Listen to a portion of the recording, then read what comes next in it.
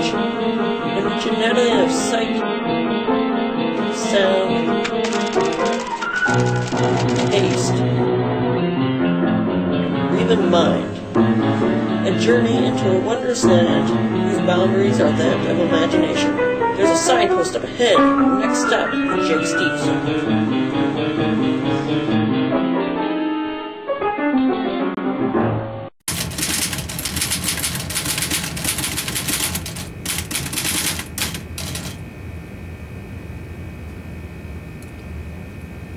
Oh, hello there. I'm Jakey Steve, and as many of you may know, I wish to be a novelist. I will be a novelist when I grow up. Currently I've been trying to write my first novel. Hope it will be published. And I haven't finished it right now, but I'm gonna read you the first chapter of my book, which is slightly edited, not the finished product. And I want you to criticize it. I want you to tear the hell out of it. I want you to humiliate it, write everything possibly bad about it that you can. It's not gonna hurt me, trust me. I can take slanders, humiliations, stuff like that. I take things much like a dog would take things. Always happy about everything. Take criticism in a good way. What are you looking at, you ugly piece of shit? I'm not gonna be hurt by your slanders of my story. I mean, come on, look at me. I'm the type of guy who's basically asking to be humiliated. Raccoon hat, on top of another hat, long hair, squirrel shirt. Alright. Another thing, I want you to be honest about it. I mean, tell me some good things, too, about it. Tell me what you thought was good so I can continue doing them. Tell me what was bad so I can fix them. To start, I'm going to read you a little quote, which I've inserted at the beginning of my chapter by Gregg Allman in his song Soul Shine. When you can't find the light to guide you through a cloudy day. When the stars ain't shining bright and it seems like you've lost your way. When the candle that leads you home burns so very far away. You got to let your soul shine, just like my daddy used to say. Used to say soul shine. It's better than sunshine. It's better than moonshine. Damn sure better than rain.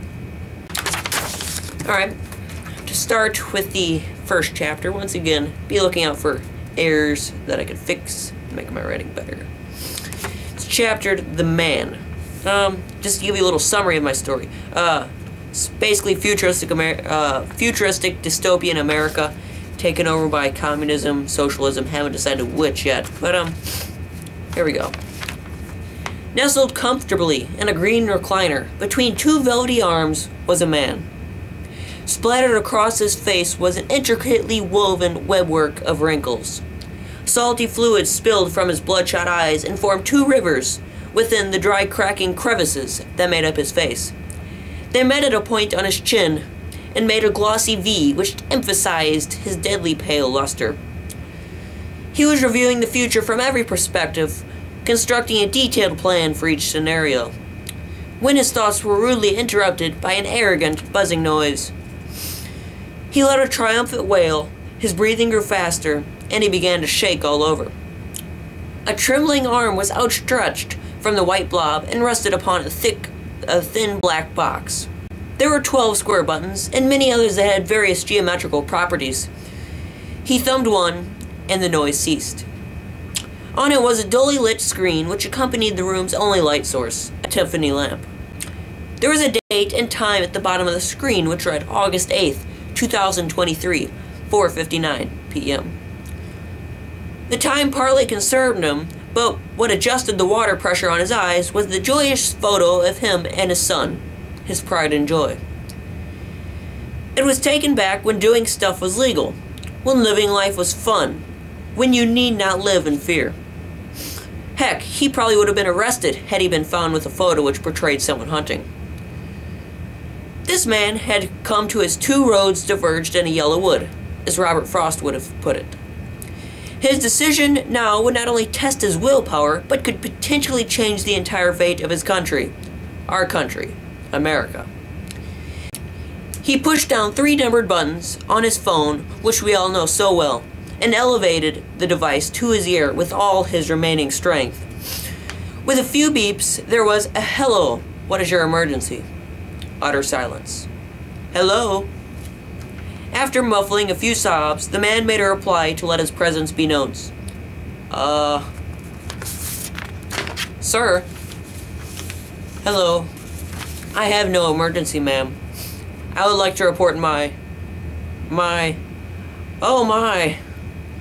After comprehending what he had just said, the man realized how close he was to actually saying, "Oh my God," rather than "oh my." This made him cry even further. It's okay, sir. Take your time. The soothing voice on the other end was a female, and that eased some of his qualms, but it was that fake soothing. It wasn't like she actually cared about what was happening to you. Everyone knows she just paid to sound like she's actually sorry for you. My son, my boy, he's a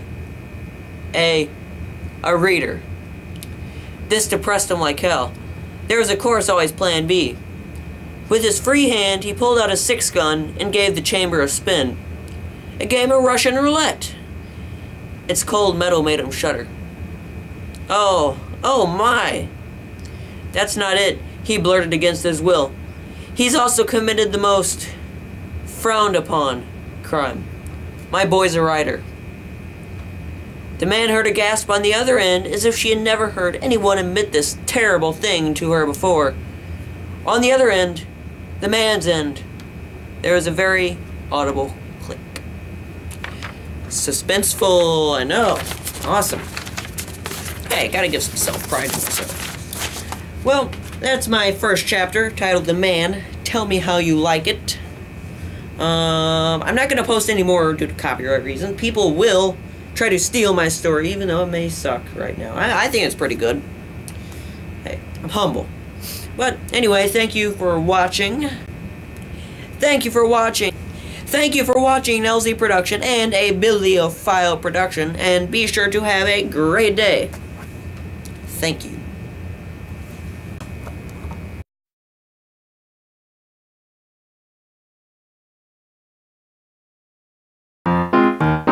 What are you looking at, you piece of shit? Whoa. The soothing voice, a crazy Jake. There was a date and time at the bottom of the screen which read, August 8th, 2023, 4:30. When you can't find the light to guide you through a cloudy day, when the stars ain't shining bright, and it seems like you've lost your way, when the candle that leads you home burns so very far away, you gotta let your soul shine, just like my daddy used to say, soul shine. It's better than sunshine, it's better than moonshine, damn sure better than rain.